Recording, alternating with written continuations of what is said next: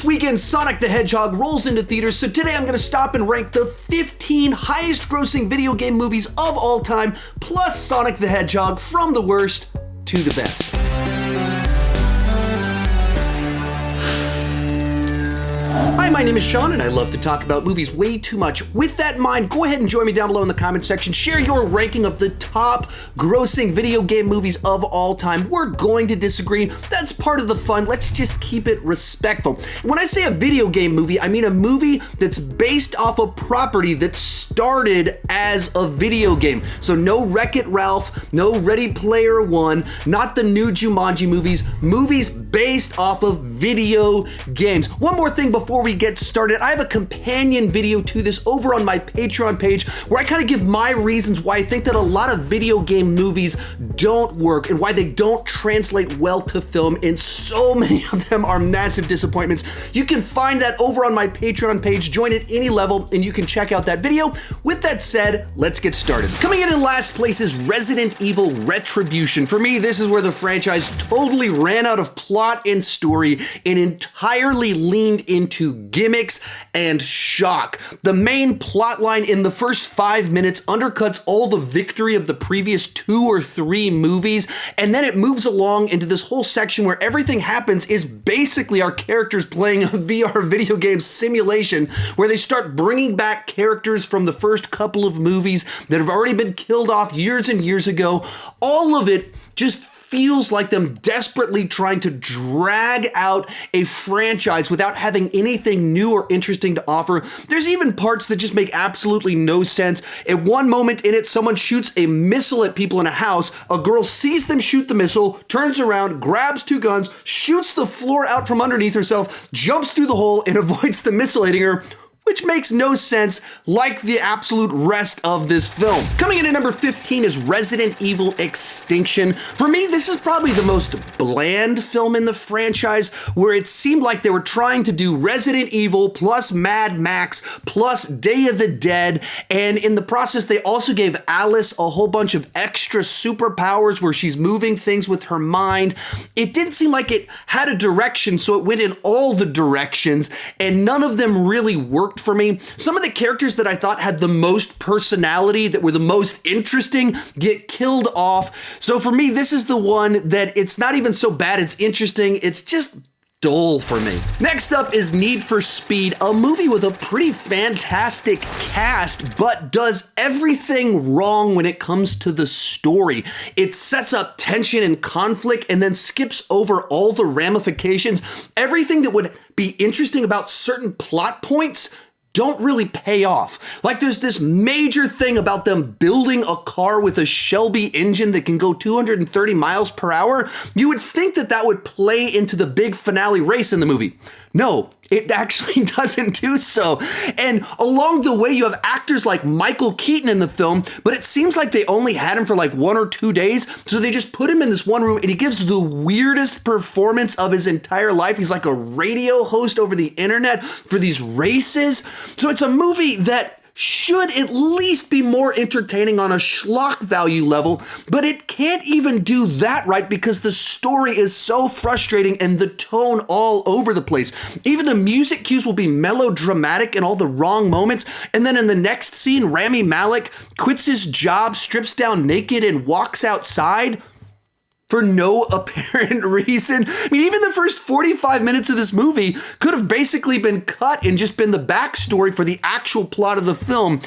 All that to say, it doesn't work, it's way too long, and it's not entertaining. Number 13, Assassin's Creed, another movie with a fantastic cast. It actually has some very cool choreography in certain sequences, but a deeply flawed script. The way it's designed, our lead character, played by Michael Fassbender, is very unlikable and has no clear motivation until deep into the second half of the film, and that means you can't really connect with his journey. Adding to that, a whole third of the film is kind of the flashbacks through the technology in it, but those characters and sequences play essentially like video game cutscenes in the middle of the film, and so we don't connect with those characters either, so all of it feels like beautifully shot choreography that's kind of at an arm's length away. It's also a film that in the story is this exploration of free will. The MacGuffin, the stuff that they're looking for, ties into that. But the movie itself has a whole third of the film where the characters can't make any choices. And so it's really odd to make a movie about free will where a third of the film has no free will inside of it. And it also doesn't explore the idea. So it's another movie that takes itself way too seriously. Number 12, Resident Evil Afterlife. Another one of those Resident Evil movies in the middle of the franchise where it seemed like they were stretching small amounts of plot over the span of about 3 movies. This one I thought had better schlock value to it. The first 15 minutes is kind of like a blatant ripoff of the Matrix movies, from the nature of the sequence, the costume design, the way the action is shot.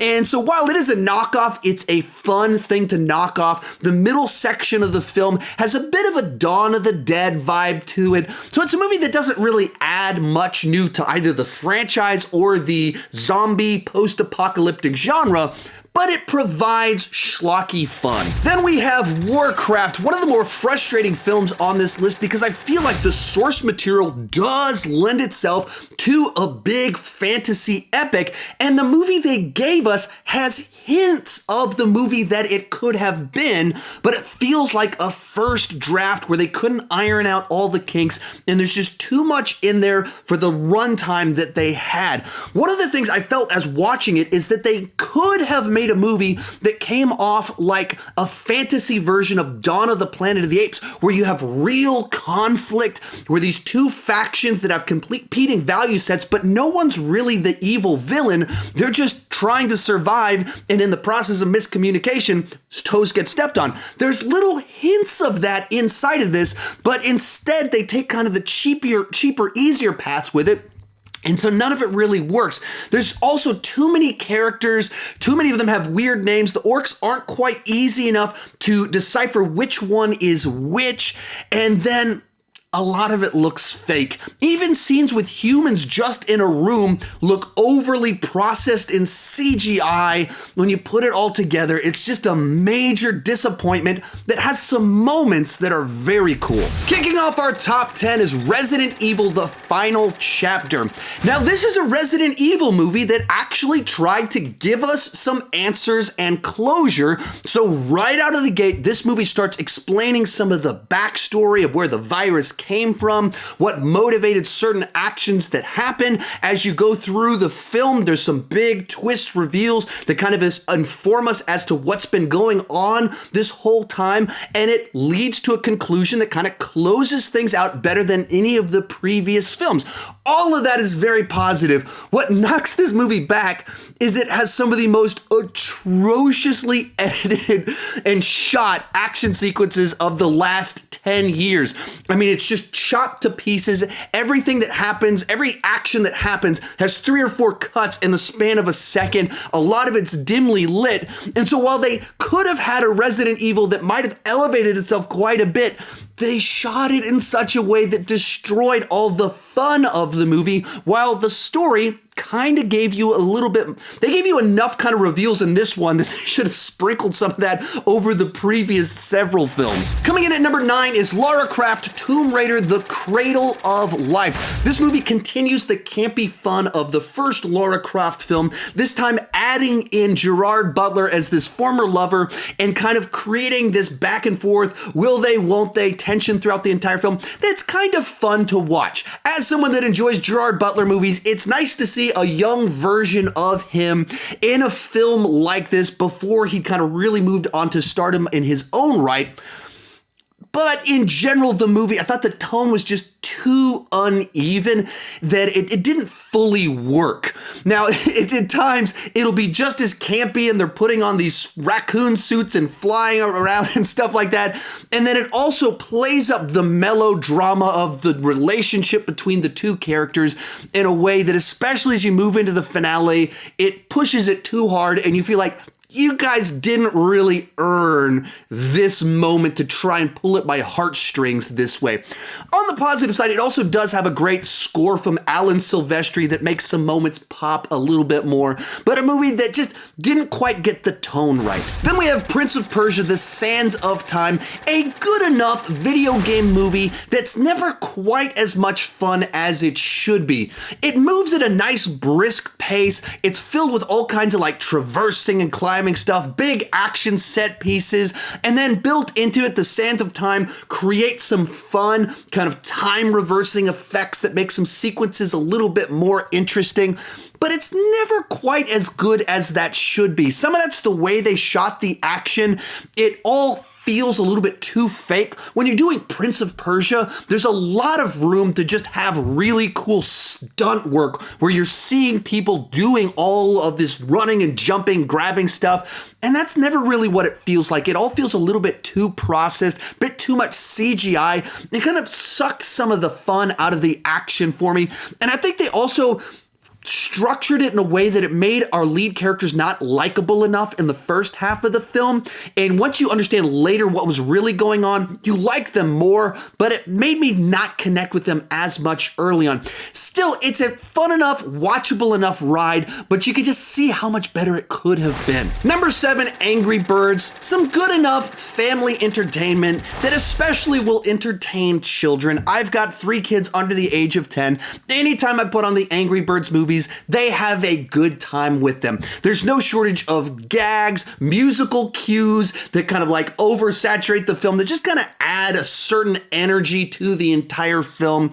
This one, I don't think is as strong on the story level. In particular, like Prince of Persia, the lead character isn't likable enough. Red is written to be an unpleasant person, and that's kind of his character arc. He is an angry bird, and that makes you not root for him as you're kind of going through the first half of your adventure. It also felt kind of like it was kind of pulled in too many directions as it was trying to have all these zany gags plus have a plot. Doesn't quite pull together, but it doesn't overstay its welcome. It moves quick enough, and there's always plenty of icing to make it edible. Number 6, Lara Croft, Tomb Raider. This is a movie that I didn't watch it when it originally came out. I actually watched it for the first time within, I believe, the last 5 years.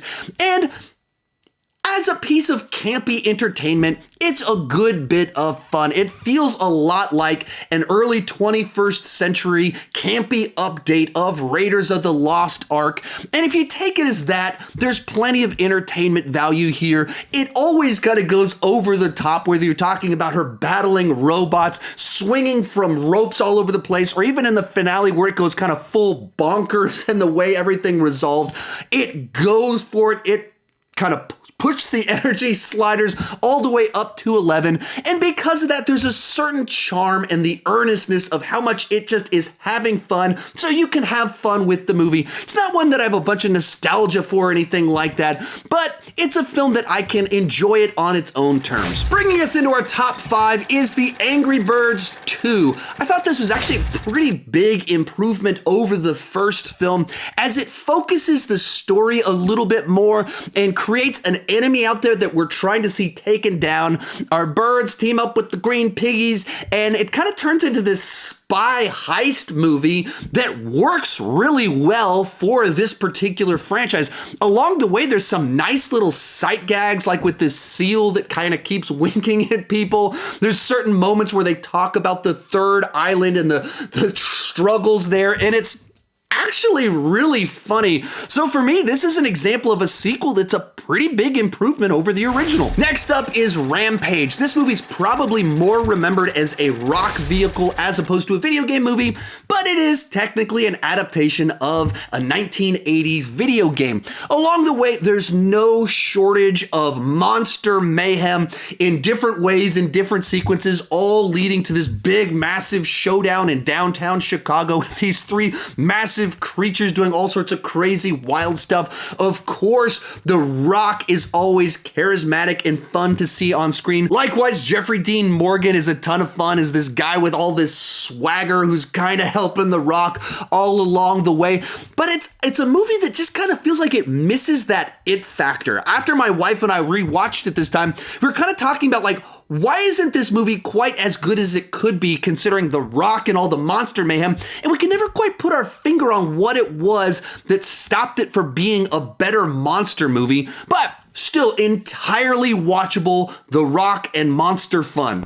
Real quick before I give you my top 3, remember to share your ranking down below in the comment section. My list isn't the right list, it's just my list, and I would love to see yours. Also, remember over on Patreon is that companion video where I share kind of my guesses, my speculation as to why it is that it seems like Hollywood doesn't do a very good job of translating video game movies to the big screen. Also, over the next few days, I'll be doing more of these kind of video game rankings. Tomorrow, I'm going to be ranking all of the 1990s video game movies. That's an interesting list. And then next week, I'll be sharing my 10 favorite video games of all time.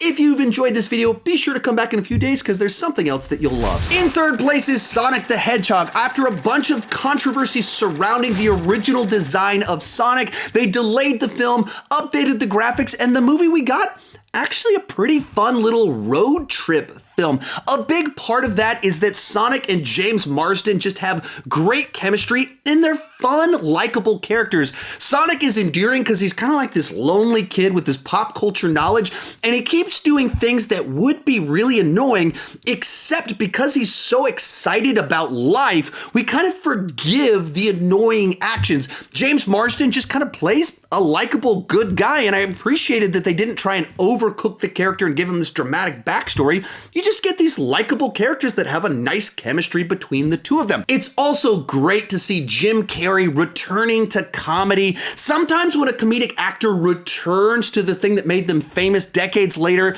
it doesn't really work, but his kind of rubber-faced antics fit this character and this film really well. The thing that was frustrating about this one for me is that the film establishes that they have loop-de-loop crazy worlds out there that Sonic can get to, and instead of going to all these wild, exciting places with Sonic and his super speed, we go to Montana. A bunch of the distinctives of the Sonic franchise are thrown out and they're replaced with road trip cliches. It's still a really fun movie. It works for what it is, but it's another one where you can just see greatness was so close and we didn't quite get there. Our runner-up is Tomb Raider, a solid adventure flick with a great cast. And the thing that kind of makes this one pop is that it captures the visceral nature of the video games, at least the reboot of the video game that started, I believe it was 2013. And it just, you feel like you're in the action as Lara is doing all these crazy adventures, dangling off of things, making these big jumps,